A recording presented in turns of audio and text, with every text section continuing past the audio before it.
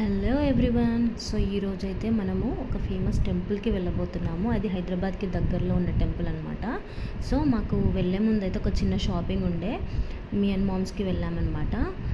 ఇటు నుండి ఇట్టే మేము అయితే ఇంటికి వెళ్ళిపోతున్నాము, మమ్మీ వాళ్ళ ఇంటికి. అలాగే ఫంక్షన్ కూడా ఉందన్నమాట. సో ఇక్కడ చూడండి ఎంత ట్రాఫిక్ ఉందో. అండ్ ఆల్సో ఇది ఓటింగ్ డేకి 2 days ముందనమాట. సో వీకెండ్ కూడా ఉంది కదా, అందుకని చెప్పి ఫుల్ ట్రాఫిక్ అయిపోయిందనమాట టోల్ గేట్ దగ్గర. సో మేమైతే టోల్ దాటేసాము, ఓఆర్ఆర్ పై నుండి వెళ్తున్నాము. సో మనం వెళ్ళే టెంపుల్ ఏంటి అంటే స్వర్ణగిరి టెంపుల్ అనమాట.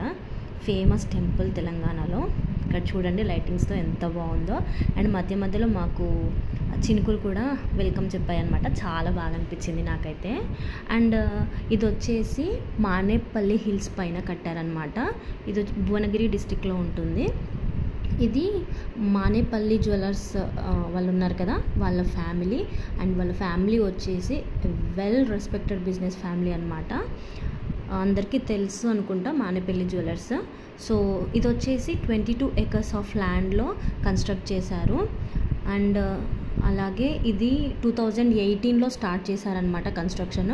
అండ్ 2024లో కంప్లీట్ అయిపోయింది.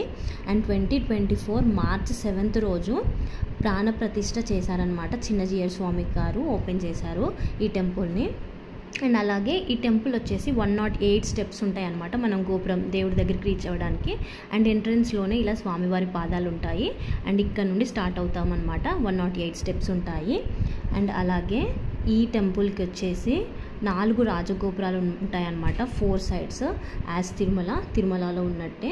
అండ్ అలాగే మెయిన్ రాజగోపురం ఉంటుంది కదా, అది వచ్చేసి ఈస్ట్ సైడ్ ఉంటుందన్నమాట. అది 108 feet టాల్ ఉంటుందన్నమాట. అండ్ అలాగే మనకి టెంపుల్ కంటే ముందు స్టెప్స్ ఎక్కిన తర్వాత రైట్ సైడ్లో అయితే ఇలా జలనారాయణ స్వామి ఉంటారు, ఇంకా నరసింహస్వామి ఉంటారు, అలా వరాహస్వామి ఉంటారు. అండ్ ఇది వచ్చేసి మనకి చాలా బాగా చేశారు జలనారాయణ స్వామిది అయితే. కింద ఉంటుంది స్పేస్. అండ్ అలాగే ఇలా పైనుండి కూడా చూడొచ్చు. అండ్ నైట్ వెళ్తే మాత్రం లైటింగ్స్తో చాలా బ్యూటిఫుల్ ఉంటుంది టెంపుల్.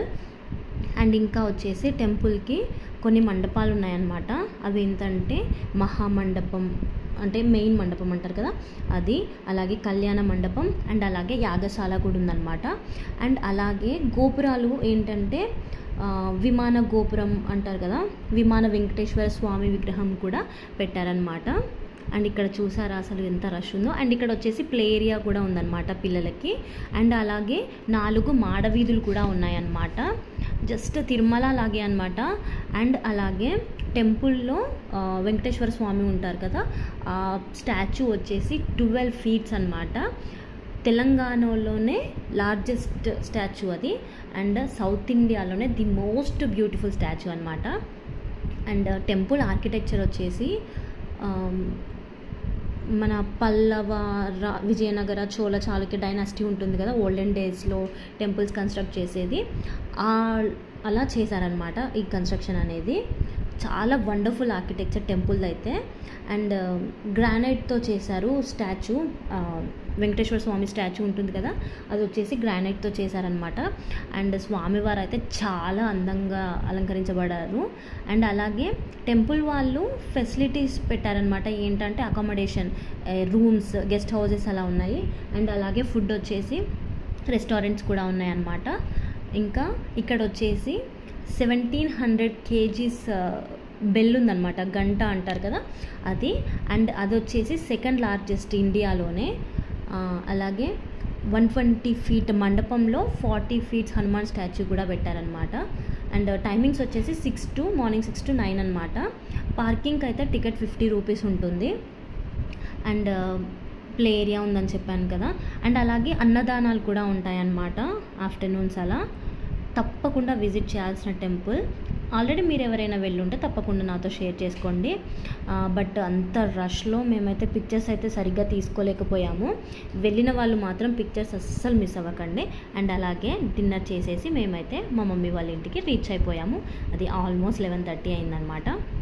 సో మీకు కనుక ఈ వీడియో నచ్చినట్టయితే తప్పకుండా like, share and comment. Don't forget to subscribe.